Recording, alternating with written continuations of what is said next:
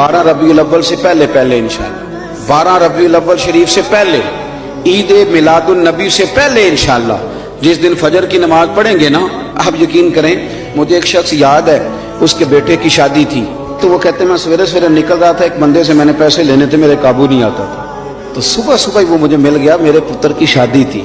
देसी बंदे बड़े बादशाह लोग होते हैं, वो कहते मुझे वो सवेरे मिल गया, तो सलाम ली उसने, तो मैंने कहा मिलता क्यों नहीं? कहने लगा बाबूजी पैसे ही नहीं बने थे। कहने ने मैं क्या इधर आए सीने लगा, अज मेरे पुत्र दा ब्याह जा तेनू माफ कीते।